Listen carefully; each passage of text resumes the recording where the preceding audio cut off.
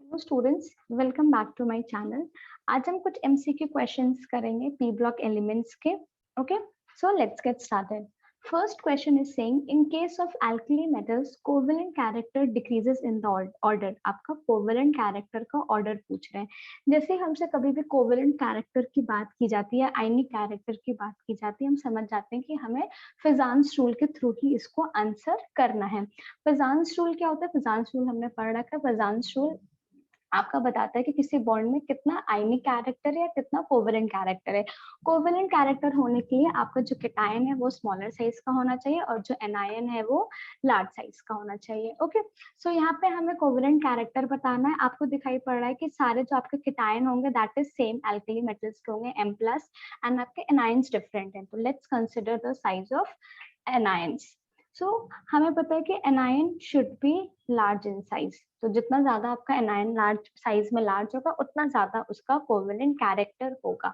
हमें डिक्रीज का ऑर्डर बताना है, तो let's consider first decrease in the size of anion.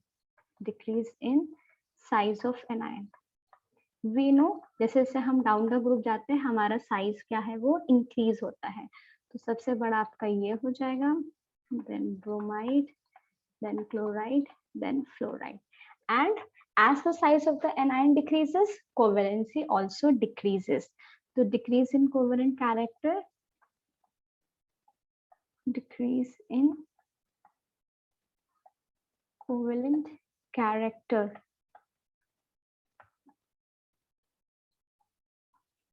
This will be metal iodide, metal, and this. तो ये आपका करेक्ट ऑर्डर है डिक्रीज ऑफ कोवेलेंट कैरेक्टर का। लेट्स कंसिडर कौन सा एग्जांपल मैच कर रहा है, दिस सी। ओके, तो हम कोवेलेंट कैरेक्टर के क्वेश्चंस फिजान्स रूल से इस तरह सॉल्व करेंगे। Let's consider next question. The among the following the correct order of acidity. आपसे एसिडिटी का ऑर्डर पूछ रही है। जो आपको ऑक्साइड्स दिए हुए हैं उसमें आपको एसिडिटी का ऑर्डर पूछ रहा है। ये जो आपको ऑक्सो एसिड्स दिए हैं इसमें आपको एसिडिटी या एसिडिक स्ट्रेंथ का ऑर्डर बताना है। वी नो कि जैसे जैसे अगर कोई भी आपको एसिड ऑक्सो एसिड दिया हुआ तो उसका जो सेंट्रल मेटल है, जैसे यहाँ पे आपका सेंट्रल मेटल की बात करें तो हम क्लोरीन है, तो जैसे जैसे आपका सेंट्रल मेटल एटम का ऑक्सीडेशन नंबर इंक्रीज होता है वैसे वैसे आपके एसिडिटी ऑक्सो एसिड्स की इंक्रीज होगी। सो सी, ओके, increases. That is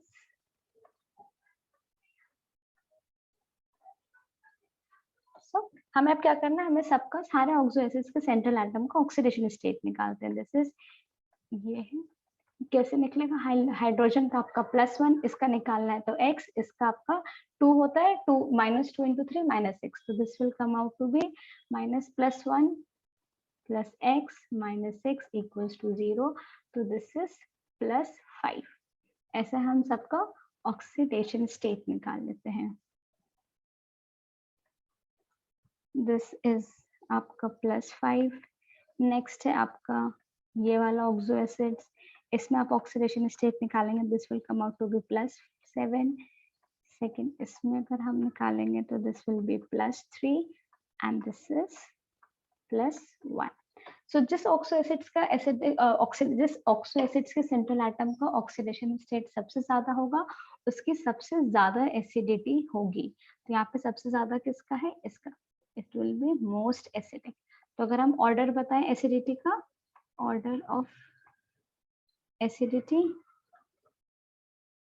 आपका ऑर्डर ऑफ एसिडिटी हो जाएगा सबसे ज्यादा इसका होगा, ये वाला ऑक्सो एसिड्स का, then this, then this, and then this. So which option is matching? This. Yes, this. B is the correct option. Okay. So let's see next question. Next question is match the interhalogens compounds of column 1 with the geometry of column 2. What are interhalogens compounds? We know when two different halogens react with each other, आपका interhalogens compound बनता है। interhalogens compound की ये आपके सारे interhalogens compound दिए हुए हैं, ठीक है। इतने टाइप्स के आपके इंटर हैलोजेंस कंपाउंड दिए हैं जो आपको दिया है, इन सब की ज्योमेट्री बतानी। तो इसमें जो आपका X होता है वो लार्ज साइज एनायन होता है एंड X डैश जो होगा वो आपका स्मॉल साइज एनायन होगा। तो सबका हम अब ज्योमेट्री निकालते हैं। सो फॉर एग्जाम्पल सबसे पहले आपको कंसिडर करना है X डैश। तो इसके लिए आप मान लीजिए इसको एज एग्जाम्पल आपने ClF कंसिडर किया, ठीक। तो क्लोरीन 1 2 3 4 5 6 7, इसके पास कैसा है 7 आपके आउटर मोस्ट इलेक्ट्रॉन है। फ्लोरीन के पास भी 7 है, 1 2 3 4 5 6 7। सो दे विल शेयर एंड ये एक बॉन्ड बना लेंगे। तो कैसा इसका शेप हुआ, इसका जो शेप होगा वो होगा आपका linear. Okay, so first this is linear, first का आपका सी मैच हो गया। Let's consider second this. Okay, इसका भी कोई एग्जाम्पल कंसिडर कर ले ताकि हमको शेप निकालने में, ज्योमेट्री निकालने में आसानी हो। तो लेट्स कंसिडर इसी को ClF3। क्लोरीन आपका सेंट्रल एटम है, 1 2, दिस इज मान लीजिए आपका 1 2 3 4 5 6 7 7 इसके पास है। 3 से ये बॉन्ड बना लेगा, 2 इसका लोन पेयर ही रहेगा। तो लेट्स अरेंज दिस नाउ। इसको अगर हम अच्छे से बनाएंगे तो दिस विल बी, हमें पता है ये 1 2 लोन पेयर आपका इक्वेटोरियल पॉइंट बॉन्ड पे रहता है। This is fluorine, this is fluorine and this is fluorine. तो ये कौन सी ज्योमेट्री हुई, ये आपका टी शेप है। This is T shape. Okay, so next इसका ऑप्शन आपका क्या मैच कर रहा है, टी शेप मैच कर रहा है। Next let's consider this, it's X, this is for example अगर हमने BrF5 कंसिडर किया है तो ब्रोमीन आपका 1 2 3 4 5 6 7 1 2 3 4 5। ओके, एक लोन पेयर बचेगा। तो let's draw this now. Okay, so इसका जो स्ट्रक्चर बनेगा वो इस तरह बनेगा, और इसकी जगह हम ज्योमेट्री निकालें तो ये आपका आ जाएगा square pyramidal. Why, because this is a square और इसके ऊपर एक पिरामिडल। एक जो आपका लोन पेयर है उसको हम कंसिडर नहीं कर रहे हैं। अगर मान लीजिए इस लोन पेयर को भी कंसिडर करते तो स्क्वायर बाय पिरामिडल बोलते, बट सिंस इस लोन पेयर को इन्होंने नहीं कंसिडर, इन्होंने जितनी भी आपकी ज्योमेट्रीज निकलवाई इसमें लोन पेयर को कंसिडर करे बिना निकलवाई है। ठीक है, ये हमें ऑप्शन के अकॉर्डिंग देखना पड़ेगा। ठीक, सो अगर हम इस लोन पेयर को निग्लेक्ट कर दे, मतलब इग्नोर कर दे, तो हमारा जो स्ट्रक्चर या ज्योमेट्री हो जाएगा वो क्या हो जाएगा, स्क्वायर पिरामिडल।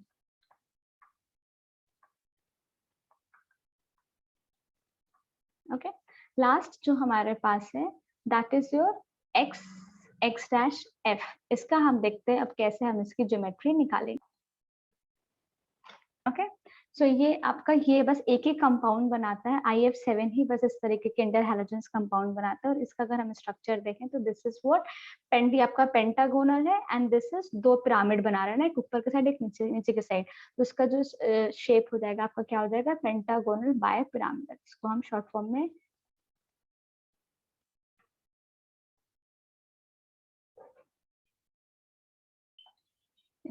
शॉर्ट फॉर्म में इस तरह भी लिखते हैं, पेंटागोनल बाय पिरामिडल। सो इसका ऑप्शन आपका हो जाएगा square pyramidal and this is your pentagonal bipyramidal. Okay, so let's move to the next question. I hope आपको ये समझ में आया होगा। Next question is saying of the following hydrides, आपको जितने भी हाइड्राइड्स दिए हुए हैं इसमें सबसे ज्यादा लोवेस्ट बॉइलिंग पॉइंट किसका होगा। ओके, सो वी नो कि जैसे जैसे आपके एलिमेंट का साइज इंक्रीज होता है हमारा बॉइलिंग पॉइंट इंक्रीज होता है। क्यों, क्योंकि आपका magnitude of wander wall force of attraction increase होने लगता है, राइट। तो जितना ज्यादा आपका wander wall force of attraction होगा उतना ज्यादा आपको बॉइलिंग पॉइंट देना, मतलब बॉइलिंग पॉइंट आपका उतना ज्यादा होगा। Okay, so see the boiling point increases as the size of the element increases. तो अगर हम इसको अरेंज करें तो दिस विल बी,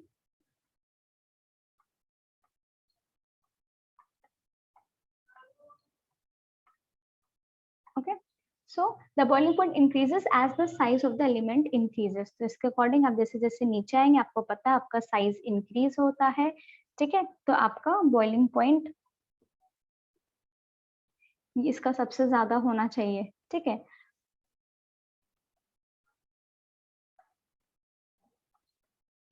ओके, सो सबसे ज्यादा बॉइलिंग पॉइंट आपका इसका होना चाहिए मैक्सिमम, एंड सबसे लीस्ट आपका इसका होना चाहिए। ओके, सो इसके अकॉर्डिंग हम कौन सा ऑप्शन मार्क कर देंगे, डी। बट ऐसा नहीं होता है, ओके ऐसा नहीं होता है। व्हाई? क्योंकि अगर आप NH3 को कंसिडर करें तो हमें पता है कि NH3 आपका हाइड्रोजन बॉन्डिंग शो करता है, हाइड्रोजन बॉन्डिंग, ठीक है, हाइड्रोजन बॉन्डिंग आपका शो करता है। और हाइड्रोजन बॉन्डिंग शो करने के कारण इनका जो बॉइलिंग पॉइंट होगा वो ज्यादा होगा, ठीक है। तो आपका आंसर ये वाला नहीं होगा।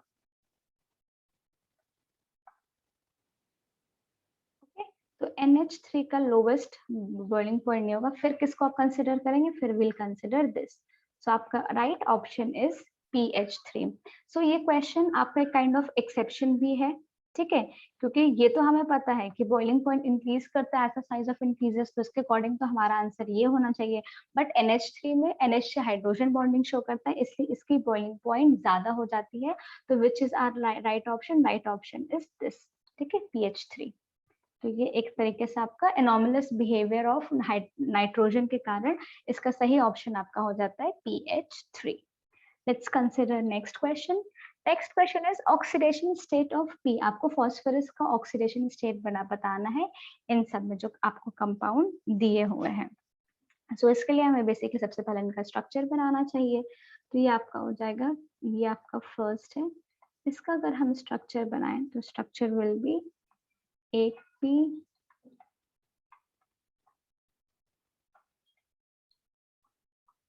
हमें पता है कि फास्फोरस या तो आपका 3 बॉन्ड बनाएगा या 5 बॉन्ड बनाएगा, ठीक है। तो देखते हैं कितना, 1 2 3 4 5 ऑक्सीजन, 2 फास्फोरस एंड 4 हाइड्रोजन। सो यहाँ पे इसने कितना बॉन्ड बनाया, इसने आपका बनाया 3 बॉन्ड। हमें पता OH पे -1 चार्ज, इस पे -1 चार्ज, ऑक्सीजन पे आपका -2 होगा, बट ये -2 दो P के बीच में डिवाइडेड है, तो एक P को कितना मिलेगा, एक P को -1 ही मिलेगा, राइट। तो यहाँ पे हमको एक P के लिए हम -1 ही कंसिडर करेंगे। तो अब अगर हम इसका ऑक्सीडेशन स्टेट निकालें तो this will B -1 plus -1 plus -1, x आपका फास्फोरस का इक्वल्स टू 0, तो दिस इज +3, ओके। तो ये आपका +3 हुआ, तो यानी इसका ऑक्सीडेशन स्टेट कितना है, इसका ऑक्सीडेशन स्टेट इज +3। सिमिलरली इस वाले फास्फोरस का भी +3 होगा। Let's consider next, it's PH4P2O6। इसका स्ट्रक्चर आपका बनेगा P2O। यहाँ पे आपका फास्फोरस कितना अपना मैक्सिमम 5 बॉन्ड्स बना रहा है, ठीक है। लेट्स कंसिडर इसका, वीनो ऑक्सीजन का -2 होगा, इसका -1, इसका -1, तो आपका फास्फोरस का कितना आया यहाँ पे, फास्फोरस विल बी -1 -1 -2 यानी +4, ओके। सिमिलरली इस वाले का भी +4 रहेगा, ठीक है। This is -2, this is -1, this is minus. Last है आपका H4P2O7, ये है आपका OH,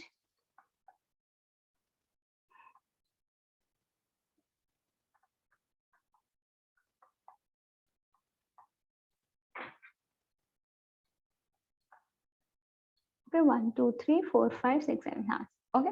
लेट्स कंसिडर इसका, ये आपको पता है this is -2, this is -1, this is -1। Similarly oxygen का तो -2 होता है, बट ये दो फास्फोरस के बीच में शेयर्ड है, तो एक के लिए ये -1, दोनों के लिए -1 देगा, ठीक है। तो इसका अगर हम ऑक्सीडेशन स्टेट निकालें तो दैट विल बी -2 -3 -4 -5, यानी उस साइड जाके ये +5 में हो जाएगा, ठीक है। तो आपकी ऑक्सीडेशन स्टेट क्या क्या आई, इसकी आपकी +3 है, ये आपका +4 है, एंड दिस इज आपका +5। लेट्स सी कौन सा आंसर मैच हो रहा है option, this is option, this is 3 4 5 D, I guess, right.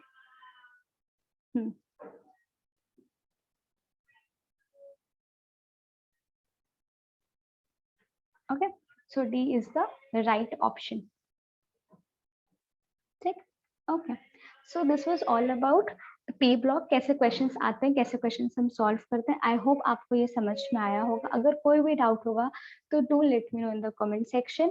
Thank you so much for watching.